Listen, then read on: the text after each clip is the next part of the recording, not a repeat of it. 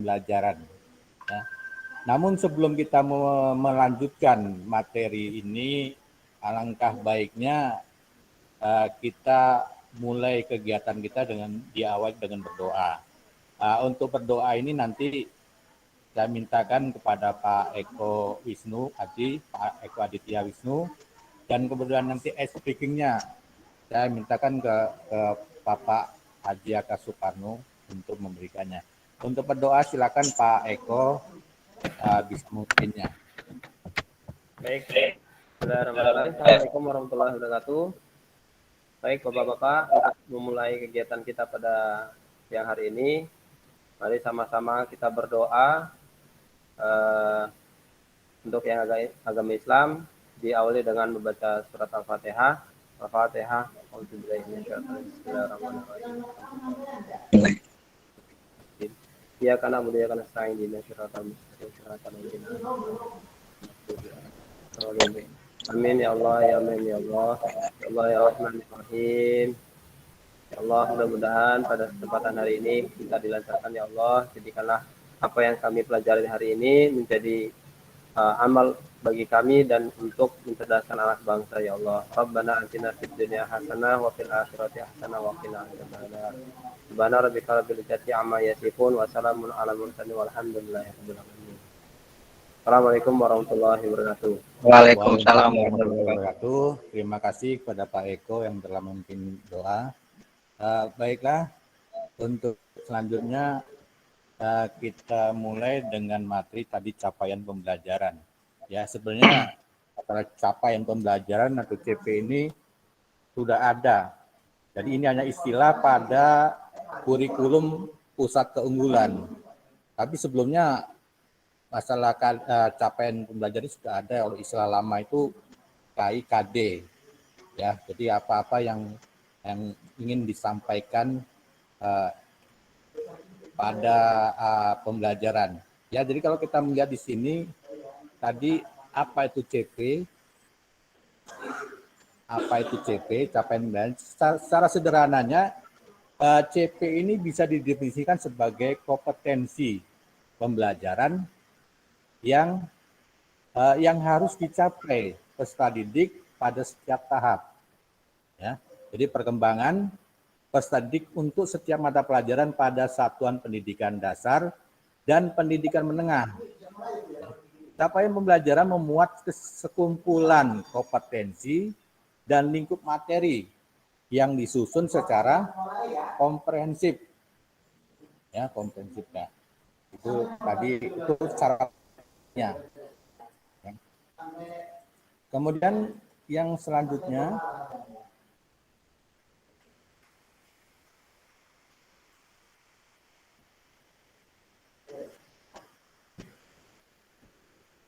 lagi. Tadi sudah saya sampaikan masalah pengertian definisi capaian pembelajaran. Jadi ada di sini dalam Menteri Pendidikan nomor 958 tahun 2000 tentang capaian pembelajaran pada pendidikan usia dini, pendidikan dasar, dan pendidikan menengah. Dinyatakan bahwa capaian pembelajaran itu merupakan bentuk pengintegrasian ya, kompetensi inti dan kompetensi dasar yang disusun secara komprehensif dalam bentuk narasi yang meliputi sekumpulan kompetensi dan lingkup materi, sehingga memungkinkan setiap anak mendapatkan pengalaman belajar sesuai dengan tingkat kompetensinya.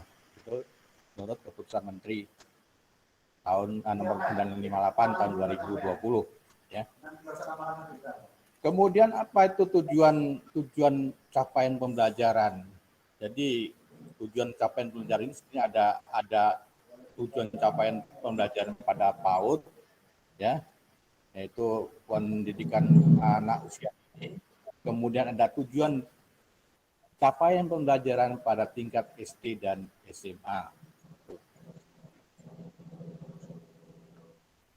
Kemudian yang selanjutnya prinsip pembelajaran.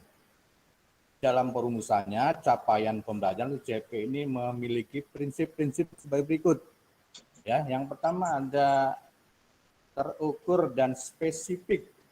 Ya, Jadi maksudnya di sini CP ini harus dapat diukur secara spesifik berdasarkan hierarki tahapan konseptual proses pembelajaran yang hasil belajarnya dapat digunakan untuk mendeskripsikan kemampuan siswa, ya, seperti yang dinyatakan dalam European Commission 2011 dan ECFOP 2017,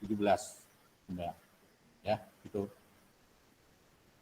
Kemudian ada perbedaan kedua hal tersebut dilihat dari tabel berikut, ya. Yang satu pemahaman dan pengetahuan. Nah, di sini ada pengertian pemahaman ini, ada skupnya arti dari fakta-fakta dan seterusnya itu ada, bisa Bapak Ibu lihat di dalam uraian di sini. Ya. Kemudian ada lagi, kita lanjut aja yang ini, masalah yang fleksibel atau sesuai proses dan tahap belajar siswa. Ya, untuk fleksibel itu maksudnya sesuai proses tahap belajar siswa. Seringkali belajar dirasakan sebuah perlombaan, bukan proses. Jadi ya selama ini mungkin dianggapnya belajar itu hanya perlombaan, bukan proses.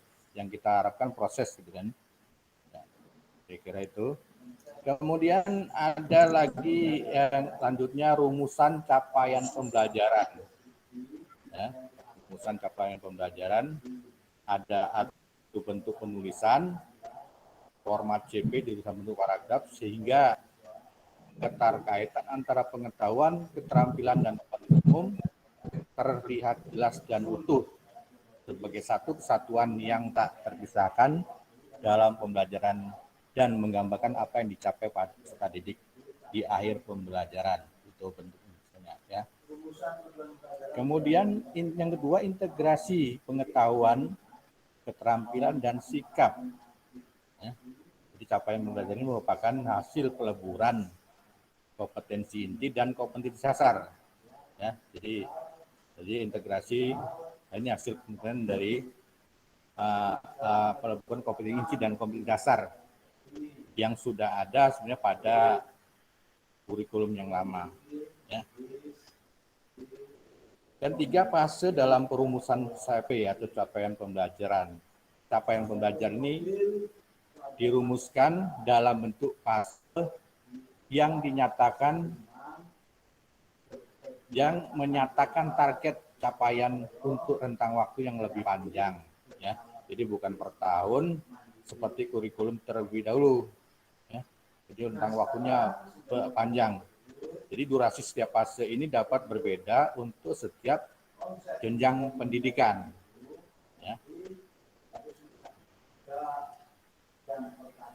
Sebelum saya lanjut, mungkin ini sudah cukup lama tadi sudah saya paparkan, untuk lebih rileks, barangkali kita tidak, biar nggak terlalu tegang, barangkali dari bapak-bapak ada yang akan menyampaikan atau minta membuat rileks, speaking. Mungkin tadi sudah saya ingatkan ke Pak Haji Akaspano. Sebelum kita lanjut, ya silakan Pak Haji.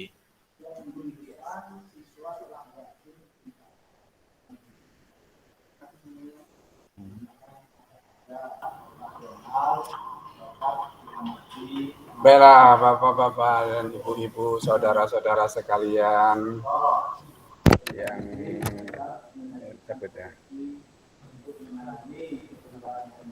untuk menghilangkan rasa capek, mungkin Bapak duduk, tegang di leher, dan lain-lain, maka saya punya tip mengikuti para pendahulu kita terlebih dahulu, zaman dahulu kala terus sampai sekarang. Maka lakukan telunjuk jari kita ke tepi kening kita. Pak Gimin, dapat lakukan Pak Gimin. Pak Gimin mendengar enggak? Pak Gimin. Putar sesuka-suka, tidak ada aturan harus 1 kali, 2 kali, 3 kali, boleh ke belakang, boleh ke depan, boleh ke belakang. Kalau terasa sama kita pada mata, urat mata itu seperti tertarik, ya. Di urat mata seperti tertarik, terus ditarik ke belakang. Set. jarinya diputar ke depan, tapi jalannya langsung ke belakang. Nah, sampai ketemu.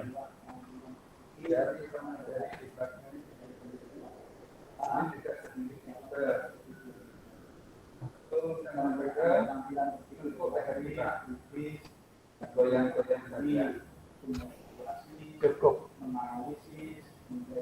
Selanjutnya dipersilakan kalau mungkin perlu kepala digelengkan atau diandukkan, insya Allah itu akan membuat kita menjadi sedikit stres untuk jangka waktu yang tidak terlalu lama. Sekian, silakan Pak Priyono kalau mau dilanjutkan untuk materi selanjutnya. Monggo.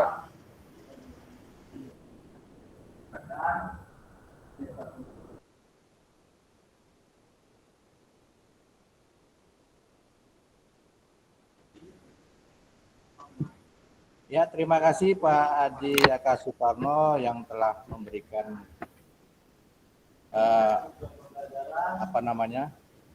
memberikan speaking yang membuat kita lebih rileks dalam melaksanakan kegiatan kita pada sore siang hari ini. Ya, mudah-mudahan kita tidak terlalu tegang, ya, santai, tapi ada banyak maknanya.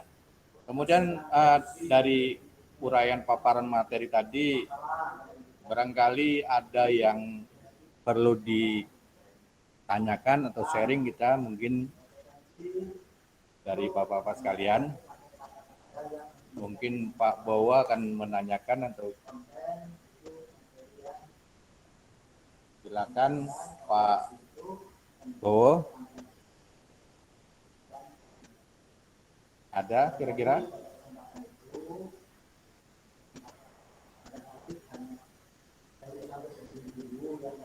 Mungkin Pak Bowo akan menanyakan.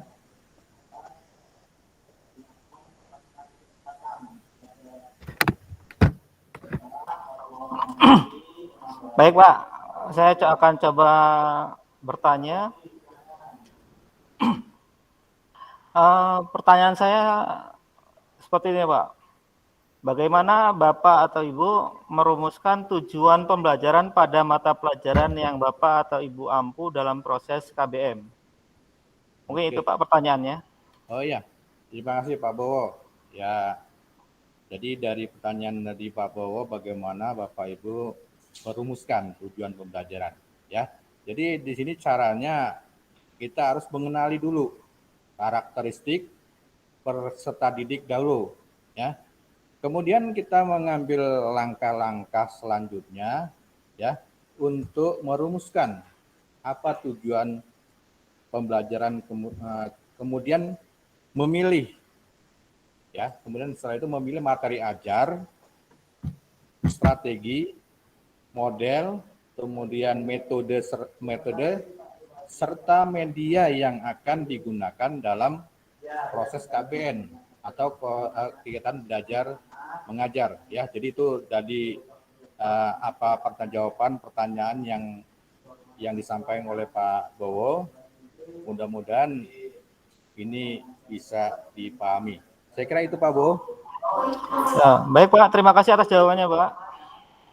Ya. Jadi setelah kita menyampaikan tadi materi dan kemudian juga ada kegiatan speaking segala macam, listening speaking, ya. Saya kira untuk materi siang ini tentang capaian pelajaran saya akhiri.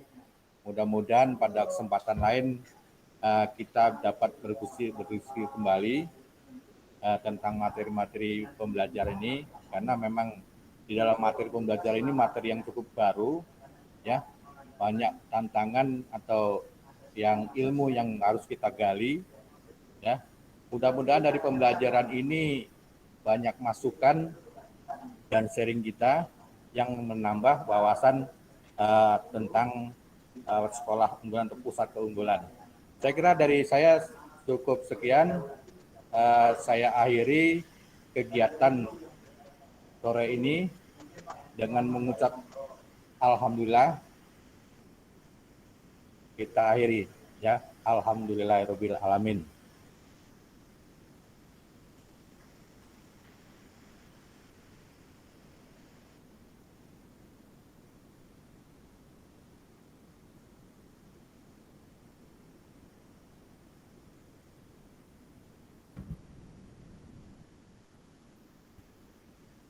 Baik, Pak Terima kasih.